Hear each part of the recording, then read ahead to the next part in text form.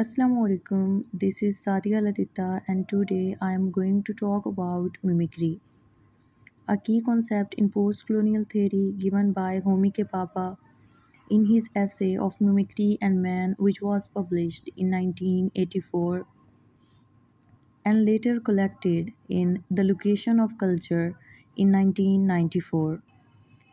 He built this theory by drawing on Derrida's deconstruction, Lacan's psychoanalysis, and Foucault's discourse and power. The term mimicry was first coined by English naturalist Henry Walter Bayes in 1862. There are three parties in Bayesian mimicry: the mimic, the model, and the operator. Baba borrowed this as a colonial metaphor where the colonized imitates the colonizer to survive within the colonial system. But in Baba's concept, the imitation is always incomplete. He defines mimicry as almost the same but never quite, and that gap creates ambivalence. Baba says that mimicry is a deliberate colonial technology to produce loyal colonial subjects. In 1835, Thomas Macaulay, in his Minute on Indian Education, he said, Indian in blood and color, but English in taste, opinions, morals, and intellect. He deliberately created a class of Indians trained as intermediaries, alienated from their own culture while serving the empire. Now, mimicry has two connotations: subjugation and subversion.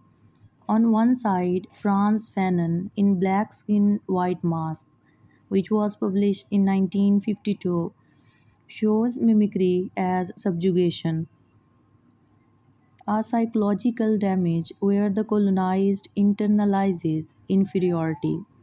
He gave us the concept of lactification and mentioned the terms like coconut and Oreo. On the other hand, Baba shows mimicry as subversion. The imperfect imitation becomes parody, exposes colonial culture as performance, triggers ambivalence in the colonizer, and disturbs colonial authority. In William Shakespeare's The Tempest, a character Caliban, after learning the language of his master, says, You taught me language, and my profit on it is I know how to curse, turning the colonizer's own tool into resistance. This is subversive mimicry.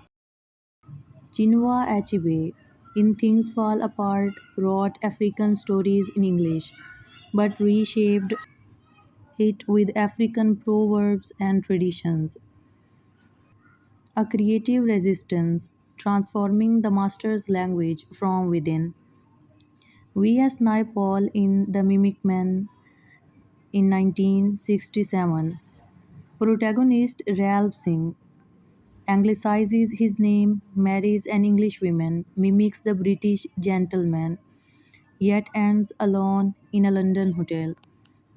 Finally, Salman Rushdie in Midnight's Children does not give us a direct example of mimicry, although he reflects it at a cultural level. Rushdie writes in English but reshapes it with Indian idioms, myths, and storytelling, reflecting Baba's almost the same but not the quite. The colonizer's language, imitated but transformed to express post colonial identity and resistance.